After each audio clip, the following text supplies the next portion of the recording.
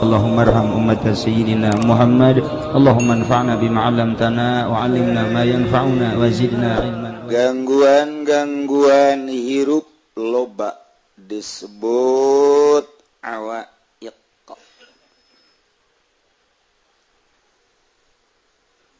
Gangguan-gangguan nuku urang kudu disingrai-singraikeun.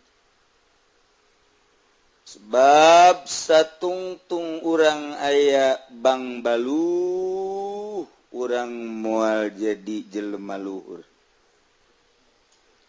Kabang baluhan ku dunya, kabang baluhan ku makhluk, kabang baluhan ku nafsu, kabang baluhan ku setan. Urang moal usul ilallah mahfud ngaranna. Kudu diusahakeun ku urang mimiti micenan watek-watek nu aya di awak urang. Babari urang ngomong nama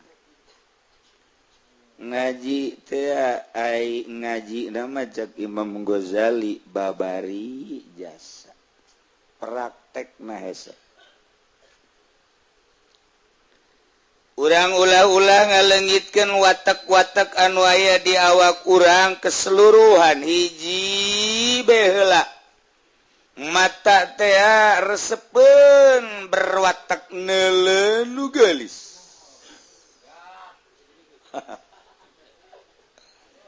Hiji bae mata ku urang ditapaan. Teu bisa urang meremkeun mata. Hiji ta eta ngaranna bang balu. Satungtung urang teu ngariadohan mata, urang moal jadi wali. Duatang kang ngujur ngaler moal jadi wali.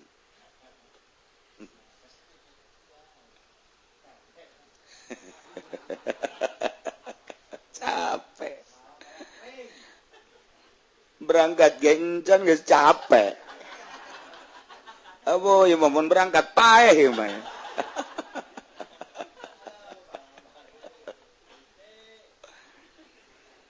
Cili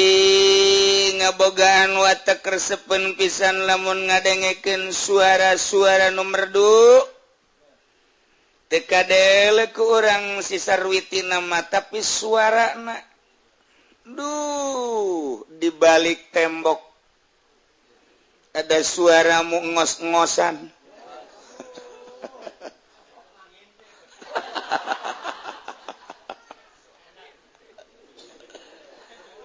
Tah eta ngadengekeun suara aya lazat sesuai jeung watak. Teu diriadohan ku urang denge urang. Wajen teuing urang elmuna hebat. Sakikituna bae. Sakikituna bae. Insyaallah. Ya Allah. Kitu kene irung, kitu kene sungut, kitu kene leungeun. Berwatek leungeun teh resepeun jasa mun nyekel nu empuk-empuk.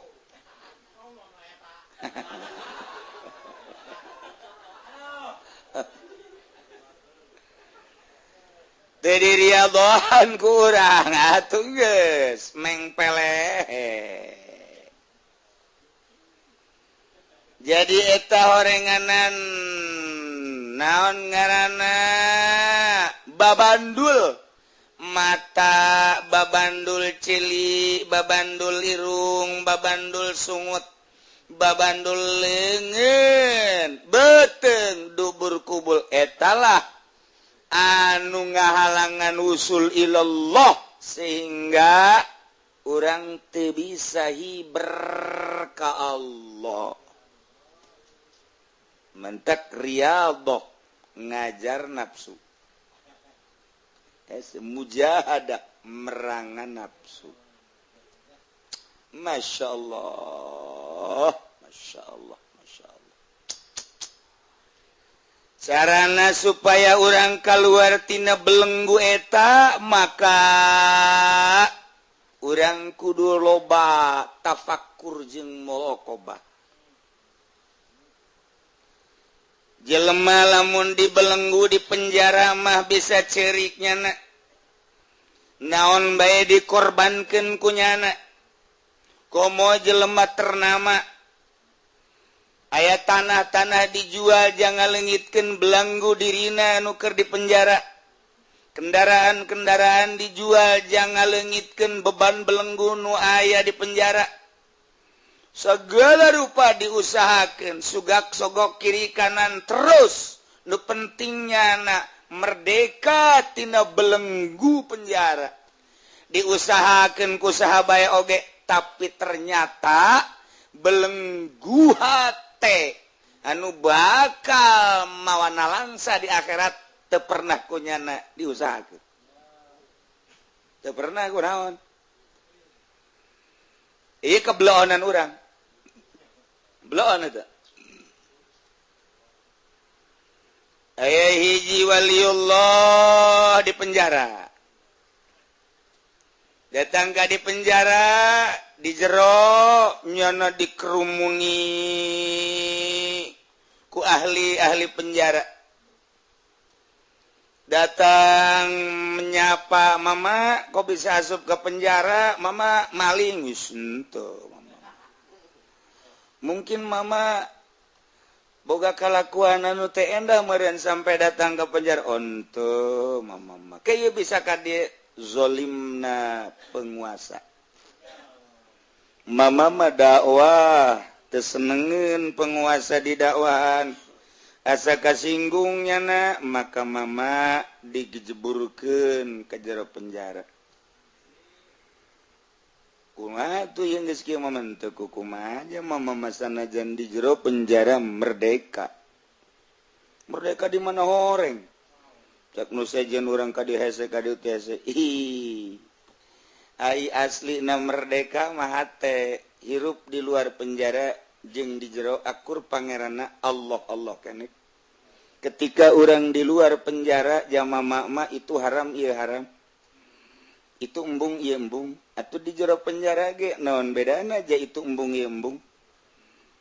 teu beda di jero penjara jeung di luar penjara mentek Kangjeng Nabi Yusuf mah hayang di penjara bae nya nama nikmatin di jero penjara Kangjeng Nabi Yusuf mah sebab naon leuwih nikmat ibadah ka Gusti Allah di jero penjara eueuh nu ngaganggu batan di luar wali mah pandanganna kos kitu pohara jasa nu mentak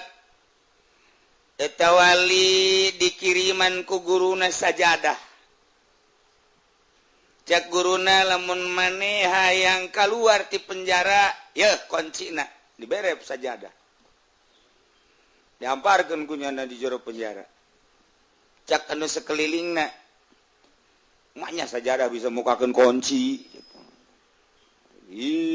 kunci penjara mah besi lain sajadah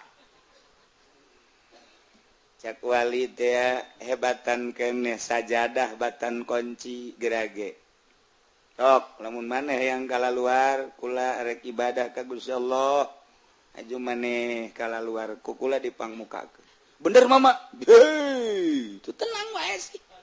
bontot bae bisa salam ka laut atuh komo ieu sajadah hei komo kumisa bibrozak si jampang mah teu eleh kunyana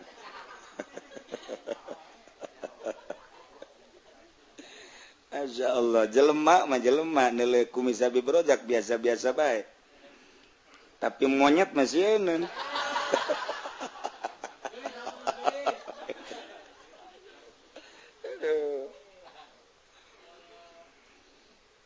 Nyana ngamparkeun sajadah di jero penjara. Cak mama kula dek ibadah ka Gusti Allah. Langit eueuh mesen bisa dijieun ku Allah. bumi nu mesen karep Allah bisa dijieun ku Allah eusina nu mesen karep Allah bisa dijieun ku Allah nu ngahirupkeun Allah nu ngamaotkeun Allah anu nyugihkeun Allah anu nyangsarakeun Allah nu nyehatkeun Allah nu ngagringkeun Allah hakikatna nu ngasupkeun ka penjara lain penguasa Allah ketika Allah dek keluarkeun gampang. Ye, mama ulah sok loba omong lah, sakjana coba buka. Ayo. Salat, sholli, Allahu akbar. Aya nu ngomong mama, eta salat usolina nan usoli libukail kunci, Allahu akbar. Sia sok nyaho bae. Segala salat-salat bae usolina ditanya ku sia. Komo lamun hayang salat hayang ieu naon garang-garana batu cincin daratang gitu. Bangsa per naon ngaranna dare-dare dunia supaya datang aya salatna tak eta bae cenah kiai itu sia mah kitu bae pan. Salat Allahu akbar beres salat maca nyana wiridan. Ya ayu ya qayyum ya badi'as samawati wal ardi ya dzal jalali wal ikram. Mal diteruskeun ku aing bacana. Ke kusia dipraktekeun paranti muka kunci. Aju sia maling. Ditanya ilmuna nang tiki uci cenah. Pan aing jadi agen berarti. Wah, teman kitu-kitu bau rahasia tuh. Wah, saya hayu aku yung nama kajian teman. Beres salat doa langsung tadi bener baik. Tengah puting kira-kira jam hiji jana salatna eta pintu penjara kalaluar. Pret. Digerokeun ku nyana. Keluar, ayo gerak, mesti keluar, lupat. Ayo mama mau moal. Kan mama maksudnya mama moal kalau moal mukakeun lawang doang jang maneh ji ndek ke mama nu keluar jangan mukakeun age mama henteu maneh bae mama mah ngan sakadar jang batur doang mama mah geus teu kudu mama mah geus bener mama bener tuh usah salaman teu kudu salaman geus ulah kabur penjaga sih ya ke kalau luar kabeh plok beres ngunci deh plak orang di dulu ku penjaga isuk-isuk dek dirangsum iya kamarana kosong tinggal ayam mama bae keur salat duha Allahu akbar teu bisa ditanya ustaz duha maca Quran terus baca Quran zikir ke salat zuhur Allahu akbar tas zuhur langsung maca Quran deui zikir deui Allahu akbar cak penjaga aing irhananya nanya ya. Bisa aja jana. Akhirnya minta nyana ngadeukeutan mak. Punten kula ieu minta kesempatan nek ngobrol wae ka dieu ya naon. Ieu mendek nanya bae nu aya di dieu sababaraha kamar kosong ieu kamarana balik cek kana. Jujur awalnya jujur. Ai eta bisa barhalik pan kami narangtung di hareup. Kok bisa teka deuleu ku kami jeung ieu nu mukakeun lawangna saha? Allah. Nya kami ge nyaho, ja kami ge pangeran teh Allah. Ngan ieu nu bisa mukakeun ki sababna saha? Sajadah. Mama ulah sok pabelit ngomong. Ieu saya doa, minta ka Gusti Allah. Mama nu Allah lawang nu Allah dikunci nage kunci Allah jelema hayang kalaluar geus sababaraha tahun mohon ka mama aju mama ngadoa kalaluar pan ku kami teu kadeuleu atuh eta mah pan lain mata cek nyana mata mah di dieu ieu mah lain mata ieu mah mata lalagaan ieu mah aslina mata mah di dieu cek nyana di kolbu geus ieu mah sanajan beunta bisa teu neuleu sebab ieu mah lalagaan mata ieu mah rohna eueuh teu bisa neuleu nu ieu mah tanu mantak asli nama taman iya bu itu penjaga kabeh dulur kadari urang ngaji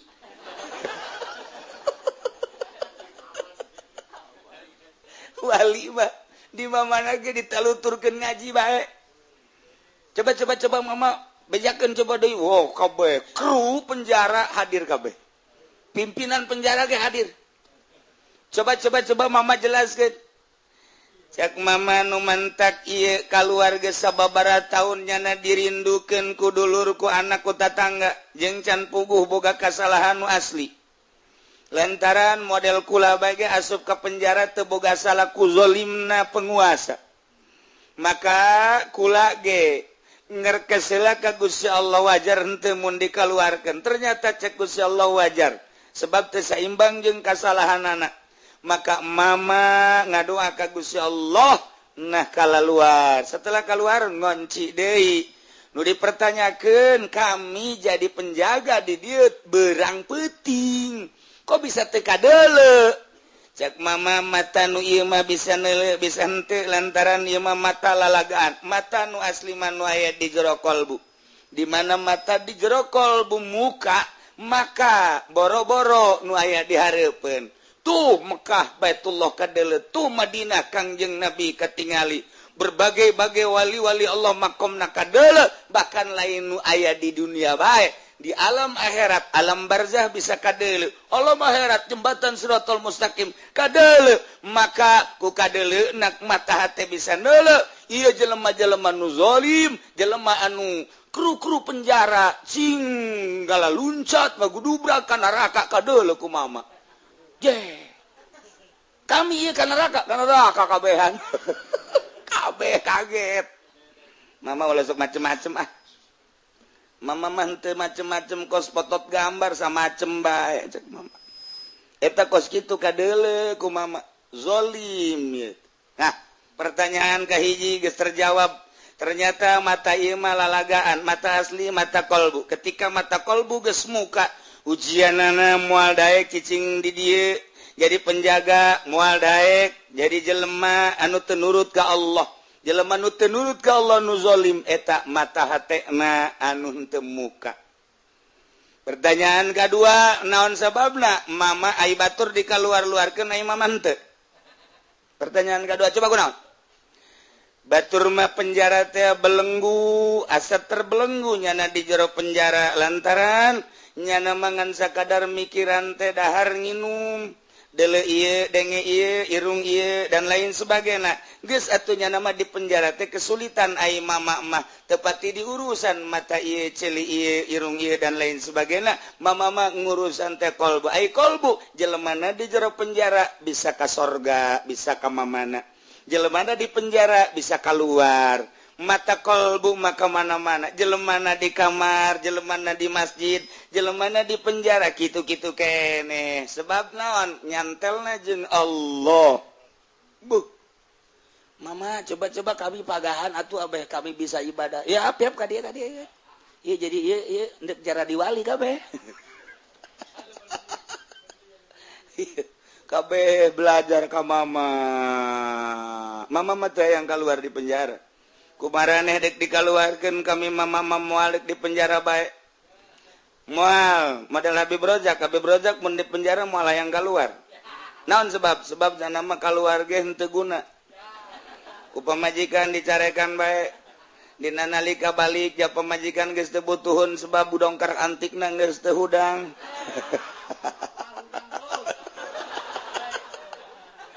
geus cak Habib Rojak aing dek naon di luar geus cak nya maning di jero lah disumbang cak nya dahar tinggal dahar nginum tinggal nginum aya teh jelema nu di penjara model kos kitu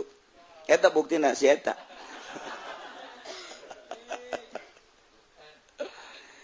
jadi jelema anu geus deket ka Allah we hirup sarua bae kok bisa kos kitu lantaran deket jeung Allah ai Allah mah teu kakurung ku waktu teu kakurung ku zaman teu kakurung ku tempat ja urang nu kakurung ku zaman jeung kakurung ku tempat mah urang mah sebab urang mah kasorot ku panon poe ai Allah mah nu nyieun panon poe geus Allah mah teu kakurung ku zaman teu kakurung ku tempat Allah mah mun urang ngadeukeutan ka Gusti Allah bakal boga perasaan bahwa orang teh teka kurungku tempat teka kurungku zamanku waktu atuh sarua bae di luar penjara jeung di jero penjara ibadah we ka Gusti Allah akur bae beurang jeung peuting lantaran teu karasa beurang teu karasa peuting eta kabeh penjaga-penjaga penjara ngararaji sakali dua kali tilu kali dasar hikmah ti Gusti Allah asup ka jero hatena eta kru penjara jara diwali kabeh akhirna cak nyana urang baralik bae yuk baralik penjara kosong raja bingung raja wah iya kamarana balik cak nyana ya ku aing ditingkatkeun deui gaji embung aing mah hayang gaji ti Allah bae pan ieu sia jadi kararieu iya tah gara-gara mama ngadidik kami kadiri jadi senyana geus dibuka-bukakeun kita penjara mama mah di jero penjara bae batur geus baralik kabeh penjara yeuh kosong penjara geus karosong si buka-bukakeun nyana kabeh pagaweana tinggal raja bae ieu saanu ngurusan atuh mama ieu mah geus anu ngurusan kumaha mah kajeun mama mendeg jeung Allah bae cak mama teh cak maraja teh ai geus atuh ai mung kaluar mah mama bae nu kula bae anu mawakeun sangu sagala cai tungtung nama raja isuk-isuk mang mawakeun sangu sore mah mawakeun sangu sagala geus saminggu cak mama sial aing capek aing raja tah lain sieun jadi raja bingung kita keluar embung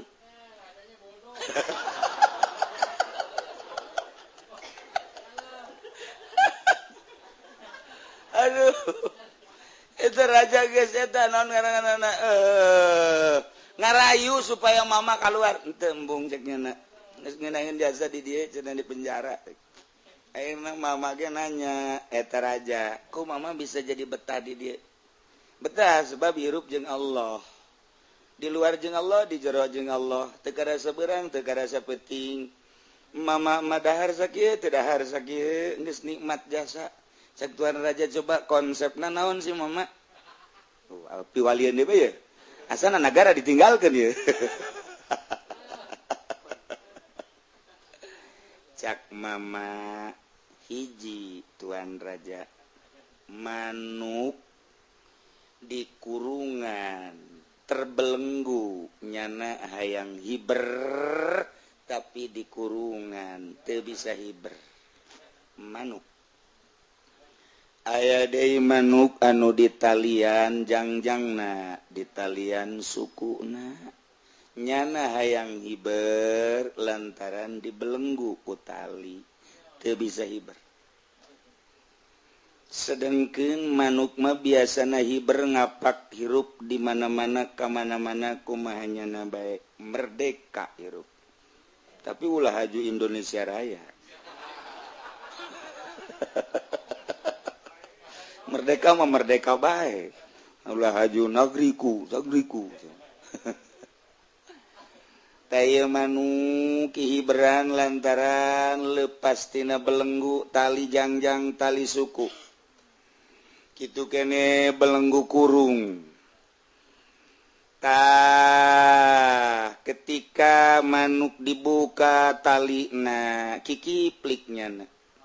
tapi can bisa hiber lantaran sukuna di talian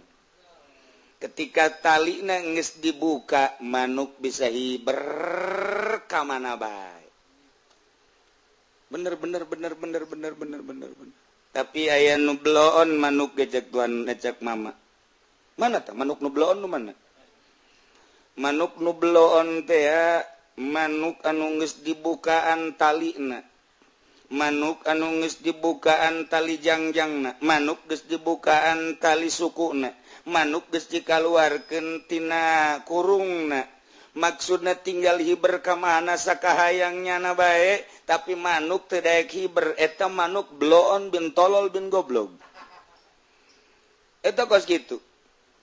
kemerdekaan aya di manuk lantaran geus eueuh belenggu sebab nyaritakeun nanaon ge geus aya di nyana nyaritakeun ilmu aya di manuk nyaritakeun gagah aya di manuk jaritakeun merdeka aya di manuk kunaon manuk teu daek hiber malah kukulintingan kikipli kan eta manuk tolol bin goblok kenyahoeun nyana menikmati suasana alam mana gunung mana danau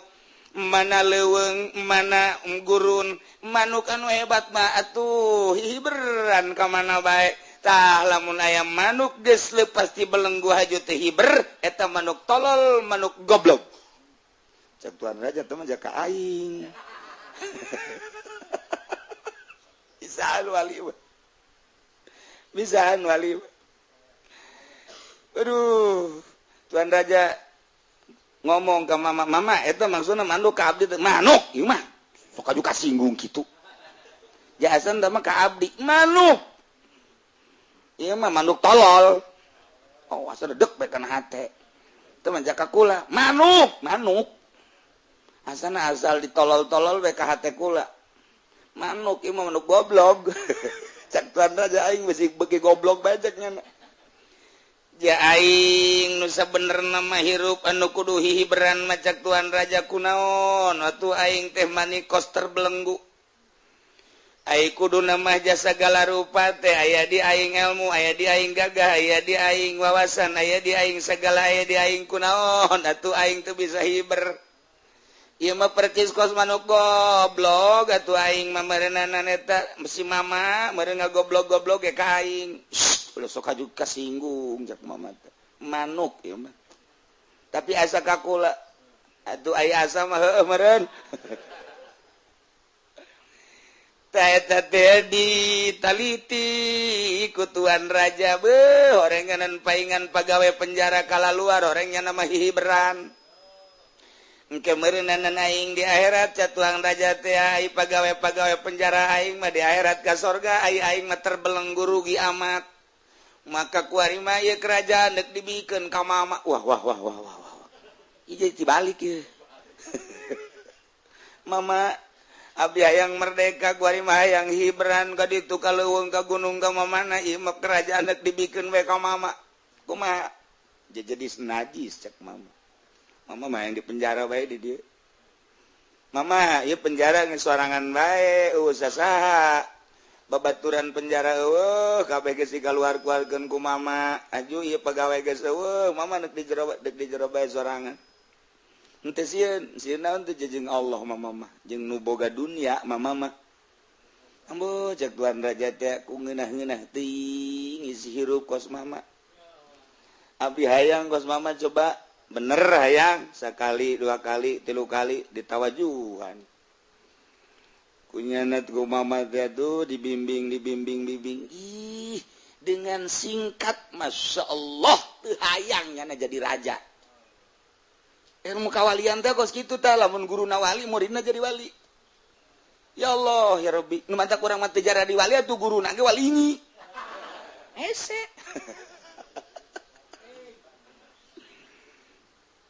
ternyata horenganan ieu manuk urang teh disapertikeun kana manuk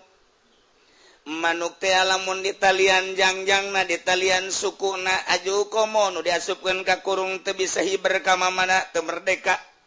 ketika manuk dilepaskeun tina belenggu dilepaskeun belenggu jangjang belenggu suku haju dikaluarkeun tina kurungna tinggal hihiberan ka mana eta kayang manuk akur ngeunaheun nyana acenak deuk ka pegunungan apa ka sawahan ka huma acenan deuk ka danau ada ka lembah deuk ka mana bae pek merdeka ngaranna hirup kumaha nyana bae nu pang tolol-tololna mah di belenggu henteu di kurungan henteu tapi teu daek hiber ieu nu bloon urang kuari mah hirup teh apa majikan teu boga pusahan teu boga nanaon teu boga urang teu terbelenggu ku nanaon hirup teh sorangan bae kuari mah kaeta teh lamun teu hiber rugi lantaran nyana belenggu geus eueuh tapi teu daek hiber endahan kikiplik nyana di luhur kurung tolol teh coba cak anu boga manuk ge manuk atuh sia hiber manuk ku aing sia geus dilepas-lepaskeun tali jangjang sia suku sia tak kuari sia geus dikaluarkeun tina kurung hiber atuh endahan di luhur kurung kiplik cak Allah teh hei manusia sia ku aing geus dituduhkeun belenggu sia teh ku aing geus diraga-ragakeun kunaon atuh sia kikiplik bae henteu daek hiber tapang bloon-bloonna jelema anu geus dikaluarkeun tidak belenggu tapi henteu daek ibadah ka Gusti Allah eta bloon eta urang kuari mah nu mantak henteu ibadah teh lantaran tekanan keluarga pemajikan dita dagang pantes urang kuari mah nu mantak henteu ibadah ka Gusti Allah teh lantaran urang boga jabatan tekanan tina jabatan pantes urang kuari mah nu mantak teu ibadah ka Gusti Allah dengan mantep lantaran orang apatula patili di organisasi pantes artinya pantes teh emang nya nama teu hiber ya bisa di talian eta mah parantes artinya pantes teu bisa hiber ge teu ibadah ge parantes geus di akhirat ka neraka ge pantes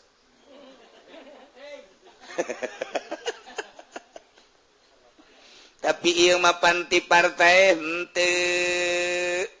organisasi henteu tani henteu gawe di pabrik henteu kemudian ngojek henteu segala rupa henteu malah cak pamajikan ge ka tuh hirup kumaha kakak bae teh mah ieu mah kula malah tuh jang geus sakikeun aja urang keur ngora mah geus kolot tapira urang mah tuh hirup ge ngadu tonggong doang sare geus eueuh kasenangan geus atuh kakak geus batu di masjid ke di mushola ngaji ka kaditu geus aya tasen di pamajikan berarti kan geus terbelenggu henteu terbelenggu jajang dahar aya ka ieu atuh urut-urut baheula teh kontrakan Jaya keneh dina teh anu kontrakan Jaya ieu lah tuh dijualan ku urang ge segala perhiasan-perhiasan jang dahar mah aya kuari mah geus kolot kakak kaji atuh geus bae kuari mah jabung atuh tuh ka ditu ka pangajian ngaji geus sanajan ka haji dek di masjid bae ge kula mah geus ridho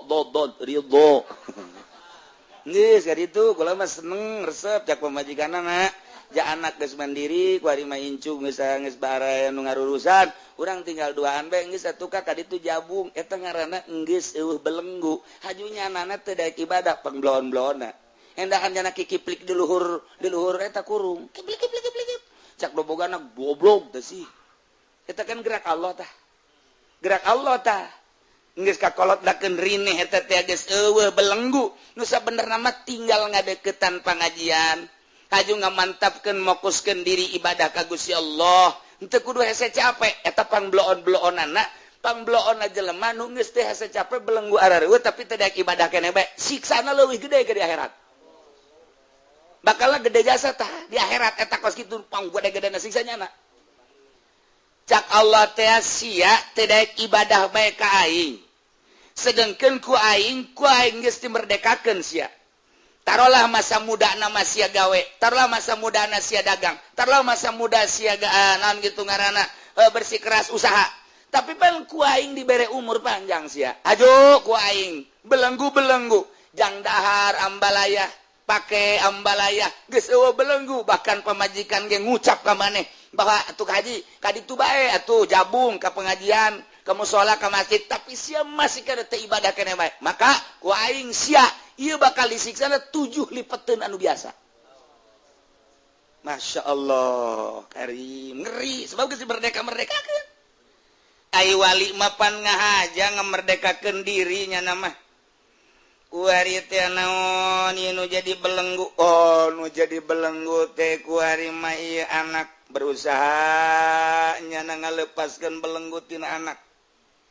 geus diriadhohan ku nyana pamajikan lain kudu ditinggalkeun dicerai tapi carana setik-setik supaya pamajikan urang mah urang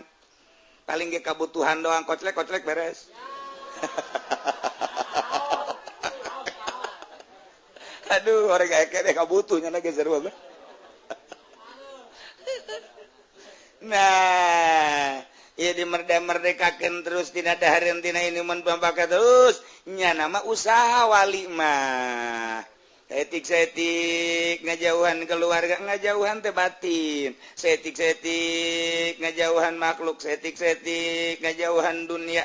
capek tangtuna tapi Allah merek lantarannya na usaha menjada wajad di usahanya na ngajauhan dunia dibere ku Gusti Allah tersep kana dunia bari dunia na dimomoy ku Allah datang bae terus tidak usah ngajauhan makhluk dibere ku Allah kanikmatan ngajauhan makhluk kemudian bari makhluk datang bae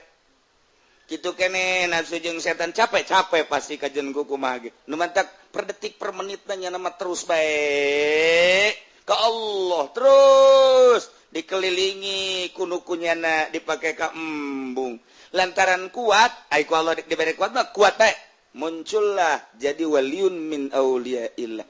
moal pati-pati diangkat jadi wali lamun nyana teu merdeka lu mentak contoh manuk deres manuk anu di talian mah teu hiberge deres manuk nu di talian sukuna teu hiberge deres manuk anu teu bisa hiber lantaran di kurungan ieu mah manuk geus kaluar ti kurung belengguna geus dilepaskeun masih teu daek hiber kana bae ieu lah jelema nu pangbloon-bloon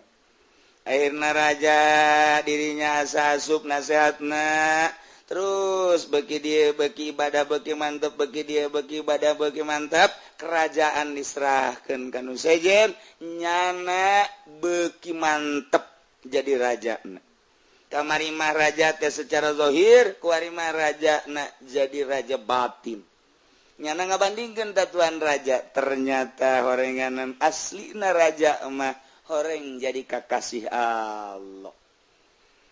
tuh ceknya nikmat horenganan hirup di mana bae ja Allah mah aya kumaha bae ge ja Allah nu ngurus kumaha bae ge ja Allah nu mere kumaha Allah bae Allah ja anu melindungi geus atuh sagala-gala rupa ge ka Allah horeng ieu jadi raja mah geus jadi camat jadi bupati raja lalagaan jadi gubernur jadi presiden raja lalagaan aslina jadi raja mah kos eta tadi mama kiai di luar penjara jeung di jero penjara bakal akur bae sebab hiji ngan ka Allah subhanahu wa ta'ala nu mantap ketika urang aya babandul mahfud ngaranna jelema nu dihinakeun ku pagawean yakni nu dibabandulan ku min ku ila ku an ku ala dan lain sebagainya sarua jeung manuk di talian jangjang di talian suku nah eta adalah teu bisa hihiberan nu kos kitu ngaranna mahfud namun daya kiai teu daek hiber teu daek ibadah secara batin eta kiai adalah kiai mahfud ngaranna pamarentah mahfud pedagang mahfud teh kang den hinakeun kang den asorakeun kang den gusrukeun kang den gejeburkeun kos kitulah menjadi horenganan wali mah cicing di mana bae ge mere elmuna ilmu kawalian bae sakumaha jelema ahli politik cicing di mana bae ge nu diomongkeun teh politik bae kajentingnya nanggeus panyakitan bengek geus teu kiprah dina politik ketika ditatamuan ku jelema Waalaikumsalam waduh ini sekarang udah sakit iya udah asma udah parah kok ada semenit 2 menit terima kadituna ngobrol politik deh bae nyana nanggeus setruk geus kieu bae ngagoler bae padahal mah ketika orang datang kadinya nyana mantan gubernur nyana mantan menteri misalnya nyana mantan bupati ketika orang datang kadinya silaturahmi sakedeung mah ngobrol nu lainna kadituna politik deh bae ketika jelema ahli ekonomi kajian kuku mage urang namu kanyana moal kebel ngobrol nu lain mah kadituna nyaritakeun perkembangan ekonomi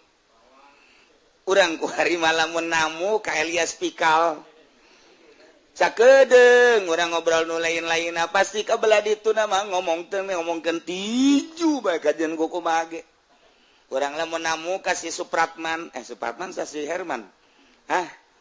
katen kesebelasan Persita tiasa karangaranna gegeraan sa geraan udah sok seserian siapa bangun teu nyaho pasti ngobrol kena tentang main bola baik jadi berarti almaru hiji jelema eta teh mah manahaba bareng jeung nu dipake karesep ku nyana resep politik ngobrol politik nyana resep ekonomi ngobrol ekonomi nyana resep budaya ngobrol budaya kiai ge karesepna fikih ngobrol fikih bae kiai karesepna alat ngobrolna alat bae kiai karesepna usul fikih bae kiai karesepna hadis ngobrolna hadis bae kiai karesepna teh ieu mah karesep nya mah resepna teh mah nyana mah di pendopo bae cara kipudoli atuh eta bae jeung abi berojak balik dikasih berapa bib galbengnya dari 10 juta mah 300.000 aja pendek jadi beda 300.000 aja kita balik sorangan di jalan budak ruginya 300.000 beak di jalannya di akhirat karena neraka pokoknya pangrugi-rugi na jelema Jependi guys pokoknya aduh jangan kayak ngomong yang mal deui cek yang lain guys. Emang di ditu naon bae tuh mah Jependi ngaji Yasin sih emang ngaji Yasin di itu karena Allah henteu cek mana aya di pendopo karena Allah tsunami bisa tah ieu ge wali mah di mana bae ngembangkeun ilmu kawalian kos dukun hirup di mamana ge ngembangkeun ilmu dukun bae wajan kumaha ge urang mah ngobrolkeun batu teh batu alimaya sungai darek itu bacannya nama lain wo ieu maunahan ieu batu combong lamun ditoelkeun nyileuk ke jelema lamun dikatakeun ngudag ceuk ieu atuh terus bae dukun ngobrol lagi kos kitu bae cenah mah ieu anti tembak ieu anti cukur eta perdukunan mah kos kitu bae mantak sing hade eta cincin nu dipake ku Habib Rozak teh lain sambarangan eta mah cincin teh eta waktu gunung meletus eta cincin eta nu kaluar ti gunung teh eta ngan sakikituna eta mah gunung meletus teh lain deuk meletus naon deuk kaluarkeun cincin nu dipake ku Habib Rozak bae eta mah bo eta dukun lamun ngomong blon wahara ieulah cenah nya cincin geus kaluar mah cincin ieu atuh gunungna geus teu meletus deui pareta gunung eta dukun geus ngomong poharamat jadi urang teh ngarasa mau poharamat teh si cincin pokon ngan sakikituna gunung meletus teh deuk ngaluarkeun ieu doang mentek ieu pohara jasa baheula malamun lampu Aladin digosok-gosok keluar jin ieu geus sarua naon bedana jeung Aladin eta tah cincin Habib Rozak mun digosok-gosok masyaallah keluar naon kiai keluar di dieu sing gerendul sasanggaleun tah eta dukun terus emang kos kitu jelema mah naon anu dikaresepkeun ku nyana di hate eta wali cicing di mana bae mere ilmu kawalian nu mantak urang mun kadatangan Kangjeng Nabi Qadir moal kebal jadi wali urang moal kebal urang kadatangan misalnya sesari pidatullah atuh moal kebal jadi wali moal kebal jadi wali kadatangan ku wali teh jadi wali sebab lawan mere ilmuna nu aya di hate nyana tok urang mantak sok barage urang keur cicing di imah datang ke urang teh kitu kiai udang-udang mah budak hebat pokoknya ngan Golkar mal kebal sarua urang yang gusruk bae sarua teh siga teh tah tamu teh kos karari itu teh tamu teh datang ka urang teh kumaha datangna nyana mantak datang kitu Kangjeng Nabi Qadir atuh geus lah moal kebal memenitan jadi wali kuneuleuna doang kuneuleu kajana ngecap saucap bakal jadi wali spontan eta mah sebab jangan lu dibawana ilmu kawalian ya Allah ya Rabbi urang kadatangan sakedeung maku DPR aju bae guriwol basa salaman sabarut kana ku dari tak sabar aya Jependi mah aya dina dirugi bae ngana mah datang gubernur baru ditanya mere sabaraha ngaji boro-boro mere nyana henteu tungtung nama hate dangkal dibere henteu eta urang kadatangan ku DPR sakali dua kali ngobrol 3 kali teuas ge hate teuas lain lalagaan teuas kurang-kurang nama kula ge garasa asal tas ngobrol bae jeung DPR teuas hate sebab mawana kadinya bae ieu pangajian endek dimangpaatkeun ku DPR sabaraha kali ngan kula na galak engkajeun aing mah di benduan ge kunyana tok dek dikondisikeun bagaimana cenah kiai anu tidak bagaimana kiai cenah anu tidak urang geus sababar kali DPR ngajakan ka aing teu aing mah kajian kumaha ge moal dek disumbang anu masyarakat dek dibere anu sabaraha cenah kiai nu ngajian teu hayang aing mah geus siana ge teu kudu ngaji geus pokona mah ka ditu babur entak benduan ka kula kajeun aing mah di benduan ku nyana saulah ku Allah bae aing mah geus ajun nyana ngomong bu ki uci mah cenah ekstrim nya sabodoh ke di akhirat deuleu ku aing sia ngomongkeun aing awas ya emang naon gitu ditimpa ku bontot sia ku aing